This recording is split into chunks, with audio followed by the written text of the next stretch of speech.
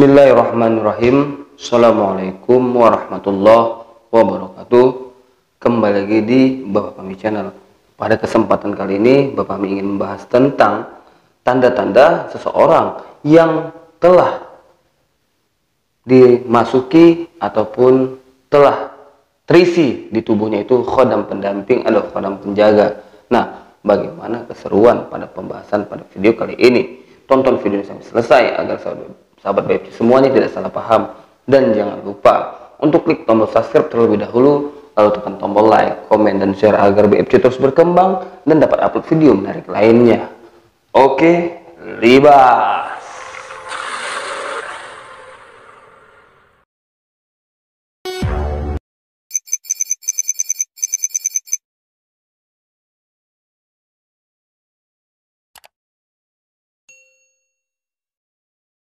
Alhamdulillahirrabbilalamin. Puji syukur kita atas Allah Subhanahu wa Ta'ala, yang mana sampai saat ini kita masih beri kesehatan, keselamatan, kekuatan, dan nikmat panjang umur sehingga kita berjumpa dan berkumpul di Bapak Fahmi Channel. Dan tak lupa pula sholawat berakaikan salam kita hadirkan kepada junjungan kita Nabi besar Muhammad Sallallahu Alaihi Wasallam. Semoga dengan seringnya kita bersolawat maka kita tergolong umatnya yang mendapat syafaatnya di hari akhir kelak. Amin ya rabbal alamin. Nah, sebelum BFC melanjutkan tentang pembahasan tanda seseorang telah menyatu ataupun telah terisi dirinya dengan khodam penjaga, BFC kembali menghimbau jika ada yang ingin berkonsultasi ataupun ingin melakukan pengobatan, silahkan follow dan DM IG BFC di Baba Ansor Fahmi 18. Nah, di situ kita akan bisa berkomunikasi. Ya, tapi sebelumnya juga minta maaf ketika ada keterlambatan dalam merespon pertanyaan-pertanyaan ataupun jawaban-jawabannya BFC lancarkan itu agak lama gitu, karena posisinya memang BFC banyak kegiatan yang memang ya di luar konten YouTube, jadi BFC minta maaf gitu. Nah, jadi kita lanjut ke pembahasan. Jadi setiap orang yang terisi khodam penjaga dalam tubuhnya pastinya memiliki tanda-tanda. Ya, taubahnya dengan penjelasan-penjelasan yang lain gitu kan. Semua proses-proses yang ada itu semuanya mempunyai ciri-ciri ataupun tanda-tanda. Nah, jadi di sini ada beberapa tanda ketika seseorang itu terisi khodam penjaga di tubuhnya. Jadi yang pertama yaitu memiliki insting yang kuat. Jadi instingnya ini kuat ataupun bisa dibilang ya, ini juga berkaitan dengan perasaan. Jadi ketika berkegiatan, ketika kemana aja lah gitu, pasti dia memiliki kepekaan ataupun instingnya itu kuat dalam segala hal. Lalu itu yang pertama. Lalu yang kedua yaitu memiliki fisik yang kuat. Yang kuat dalam arti itu orang ini udah istilahnya dalam bekerja, dia tuh udah capek lah kalau bilang, tapi dia masih semangat aja gitu. Perasaan dia tuh belum ada capeknya gitu. Nah, jadi dia tuh udah ada khodam penjaga ataupun khodam pendamping yang memang udah merasuki tubuhnya. Seperti misalnya ya kalau gampangnya sih susuk supaya kuat gitu. Itu biasa, tapi itu diisi di susu. Tapi ini bedanya kan memang dari leluhur gitu kan, ketika udah terisi tanpa meminta kepada ahli spiritual untuk memasang susuk dan segala macam, ya tenaganya itu beda dari pada orang-orang umumnya gitu. Ya walaupun dibilang sama, tapi isinya ketahanan dia itu dalam orang misalnya sejam udah wah merasa capek kali, tapi dia masih slow aja gitu, masih bisa lagi gitu untuk mengerjakan pekerjaannya itu. Nah, itu dia. Lalu yang selanjutnya itu adalah masalah kesehatan. Kesehatannya itu lebih terjaga gitu, lebih terjaga. Dan walaupun dia sakit, itu pemulihannya lebih cepat. Nah, jadi di sini namanya manusia tetap pastinya bisa sakit, tapi ketika dia seseorang yang memang memiliki khodam penjaga, biasanya kesehatannya itu lebih terjaga, lebih normal gitu. Jaranglah untuk sakit gitu. Nah, karena khodam yang dalam dirinya itu izin Allah juga membantu untuk menangkis penyakit-penyakit yang ada gitu. Nah, dalam arti fisiknya itu terjaga, bisa di cover. Nah, jadi itu dia bukan berarti nggak bisa sakit, bisa. Ketika dia sakit, pemulihannya itu bisa lebih cepat dari orang-orang biasanya gitu. Tapi ada juga memang kalanya yang mana ya pada umumnya tuh gini, misalnya dia bisa sakit, misalnya batuk, demam segala macam. Kalau orang umumnya mungkin udah langsung terkapar gitu kan, dalam arti dia nggak bisa beraktivitas lagi. Tapi ketika seseorang yang memiliki kodam ataupun terisi sudah dalam tubuhnya itu, ketika dia sakit dia masih bisa membawakannya itu santai aja, walaupun ya batuk segala kayak BC nih, batuk segala macam, tapi ya udah enjoy aja gitu. Lalu yang selanjutnya itu adalah emosi yang susah dikendalikan. Ya banyak memang orang ya juga penjelasan sebelumnya, masalah emosi ini tetap masuk dalam kriteria ketika orang memiliki khodam ini pasti susah untuk dikendalikan. Tapi tetap bisa dikendalikan dengan cara ya kita berzikir, bersolawat untuk mengendalikan diri kita, beristighfar gitu.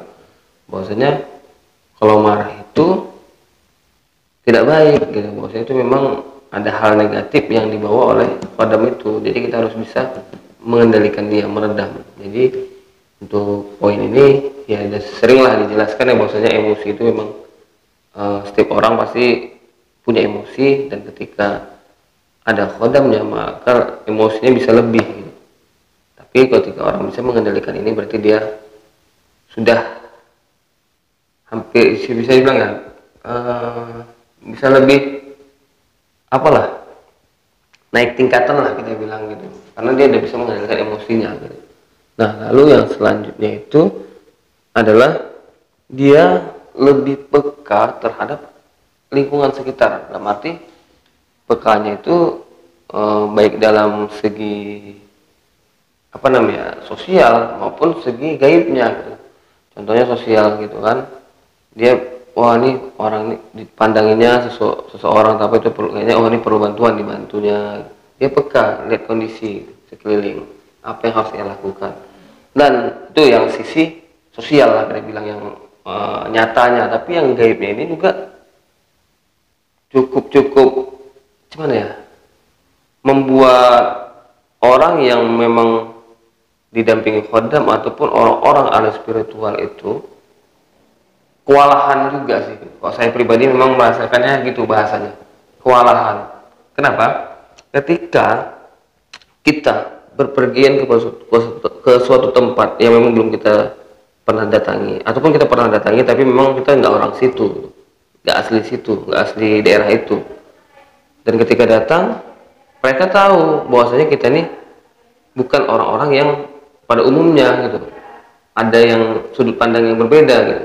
Karena kita memiliki keahlian atau kemampuan spiritual dan didampingi oleh khodam ataupun istilahnya makhluk yang sebangsa dengan mereka yang di situ gitu kan.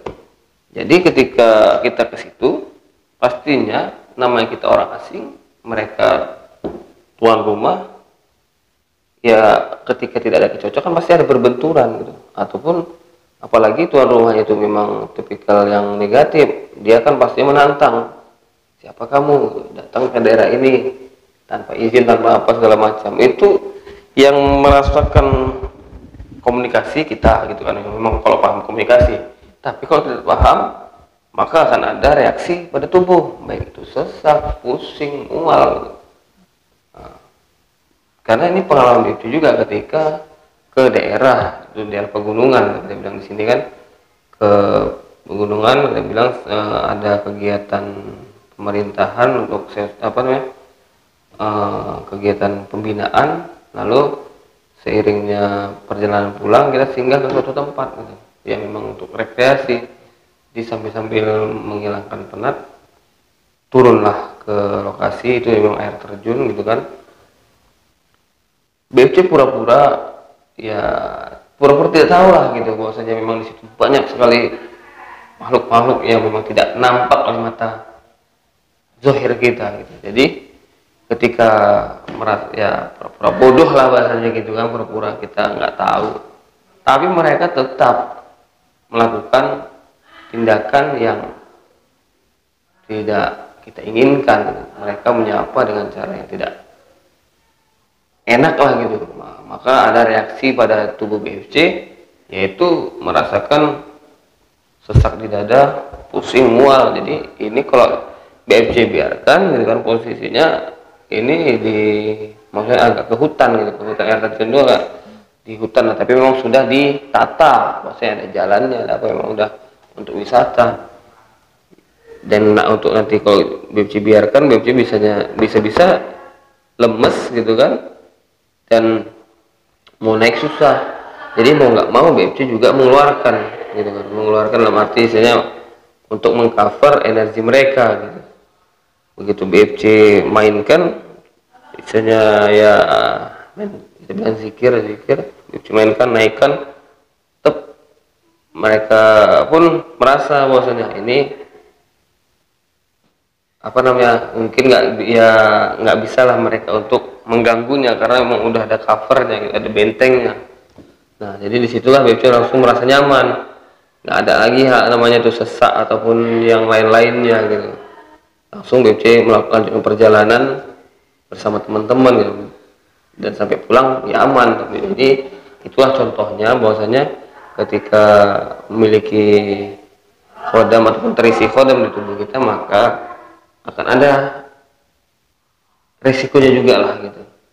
Nah lalu itu yang keenam ya keenam. Baru yang selanjutnya yang ketujuh adalah cenderung disegani di sekitaran tempat kita tinggal, tempat kerja. Pada umumnya lah mereka segan dengan kita, dan memang segan bukan takut, tapi tidak mau dalam arti untuk melakukan hal-hal yang tidak diinginkan atau melakukan hal-hal yang tidak wajar kepada kita.